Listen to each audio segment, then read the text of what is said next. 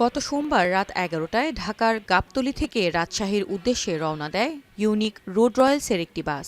রাত 12:30টার দিকে ঢাকা টাঙ্গাইল মহাসড়কের মির্জাপুর এলাকায় বাসটি পৌঁছালে ডাকাত দলের কবলে পড়ে। লুট করা হয় যাত্রীদের টাকা, মোবাইল সহ মূল্যবান মালামাল। এমনকি বাসে থাকা নারীর শ্লীলতাহানির অভিযোগও ওঠে। বাসের যাত্রীদের অভিযোগ, প্রশাসনের কঠোর নজরদারি ও প্রয়োজনীয় ব্যবস্থা না থাকায় মহাসড়ক অনিরাপদ হয়ে উঠেছে। তাই মহাসড়কের ডাকাতি ও শ্লীলতাহানির মতো ঘটনা ঘটছে।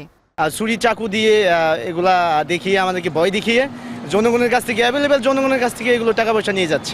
মনে করেন যে চাকু দিয়ে সব নিয়ে গেছে।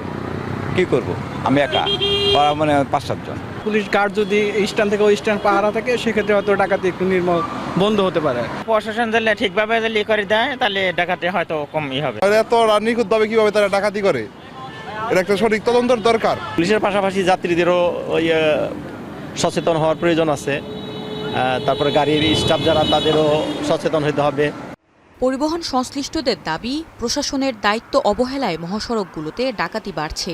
পরিস্থিতি মোকাবেলায় পুলিশি টহল বাড়ানোর দাবি তাদের। আমরা ড্রাইভার, হেল্পার, কন্ট্রাক্টর যারা রোডে থাকি, আমরা সমস্ত কিন্তু ডাকাতের সাথে ইনভলভ হইতেছি, অমুক হইতেছি, তুমুক হইতেছি, অথচ আমাদের পেটে ঠিক মতো ভাত যাচ্ছে না। দোষায় পরে কার? মোটর গাড়ির ড্রাইভার, অ্যাসিস্ট্যান্ট, হেল্পার, দরেদের এদের হাত আছে। আসলেও মূলত এগুলো আমাদের কোনো হাত নেই। আমরা তো গাড়িতে থাকি মাত্র 3 লোক। 3 লোক আর এই অস্ত্রধারীদের সামনে কিছু করা সম্ভব না আমাদের। মহাসড়কের ডাকাতি বন্ধ করতে গেলে প্রশাসনের নিখুঁত ভূমিকা পালন করতে হবে। পরিবহন শ্রমিক নেতারা বলছেন, মহাসড়কের গুরুত্বপূর্ণ স্থান ও যানবাহনগুলোতে সিসি ক্যামেরার স্থাপন এবং ড্রাইভার হেল্পারদের বেতন বাড়ানো হলে সড়ক নিরাপদ হবে। সিসি ক্যামেরা থাকলে যেমন যাত্রীর নিরাপত্তা, তেমন ড্রাইভারের নিরাপত্তা, তেমন গাড়ির নিরাপত্তা। এত কোটি টাকার গাড়ি, এত লক্ষ টাকার গাড়ি মাত্র 10-15 হাজার টাকা খরচ করলে আমরা সকলেই নিরাপত্তায় থাকতে পারি। আমাদের ড্রাইভার কন্ট্রাক্টরের মান্থলি করে একটা বেতন সিস্টেম করে দেয়, আমরা জানি কোনো অপরাধের সঙ্গে জড়িত না হয়। আমার সংসার যদি অভাবমুক্ত হয়, আমি নিজে অভাবমুক্ত থাকবো, তাইলে আমি ব্যাগ ঝামেলার থেকে মুক্ত থাকবো। প্রত্যেকটা জায়গাতে পয়েন্টে পয়েন্টে এই চেক করা হইতো। হ্যাঁ, তাদেরকে ভিডিওতে ছবি, প্রত্যেকটা যাত্রীর ছবি নেওয়া হতো। সেগুলো এখন মনে হয় স্থবির হয়ে পড়েছে। অপরাধমূলক কর্মকাণ্ড প্রতিরোধে ঢাকা টাঙ্গাইল যমুনা সেতু মহাসড়কে দিনের বেলায় 2টি ও রাতে পুলিশের 4টি টহল টিম দায়িত্ব পালন করে। মহাসড়কে চুরি ডাকাতির ঘটনায় ঊর্ধ্বতন কর্মকর্তাদের অনুমতি ছাড়া ক্যামেরার সামনে কথা বলতে রাজি হননি হাইওয়ে পুলিশের কর্মকর্তা।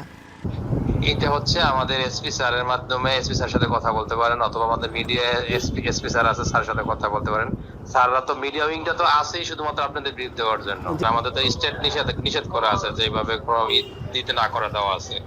জেলা পুলিশ সুপার জানান, সম্প্রতি বাসের ডাকাতি ও শ্লীলতাহানির ঘটনার তদন্ত চলছে। ইতোমধ্যেই 3 আসামিকে গ্রেপ্তার করা হয়েছে। চক্রের বাকি সদস্যদের গ্রেপ্তারের চেষ্টা চলছে। ইতোমধ্যে এই মহাসড়ক বাস ডাকাতির 3 জন সক্রিয় সদস্য মুহিত, সবুজ এবং শরীফুজ্জামানকে আমরা গ্রেপ্তার করতে সক্ষম হয়েছি। এই ঘটনায় তারা প্রাথমিকভাবে স্বীকার করেছে এবং এই ঘটনার সাথে আরও কয়েকজন তাদের সাথে ছিল। আমরা সেই বিষয়গুলো নিয়ে তদন্ত করছি এবং আশা করছি খুব শিগগিরই এই ঘটনার পুরো রহস্য উদ্ঘাটন করতে আমরা সক্ষম হব। বাস ডাকাতির ঘটনায় গ্রেপ্তারকৃত আসামিদের শনিবার দুপুরে আদালতে পাঠালে চিফ জুডিশিয়াল ম্যাজিস্ট্রেট নওরিন মাহবুব মুহিতকে 5 দিনের রিমান্ড মঞ্জুর করেন। এছাড়াও সবুজ ও শরীফ আদালতে স্বীকারোক্তিমূলক জবানবন্দি দিলে তাদের কারাগারে পাঠানো হয়। এখন টাঙ্গাইল। শাইনি চুলে এখন হবে সব হেয়ারস্টাইল। সিল্কোর দ্বিগুণ শাইনি চুল প্রতিদিন।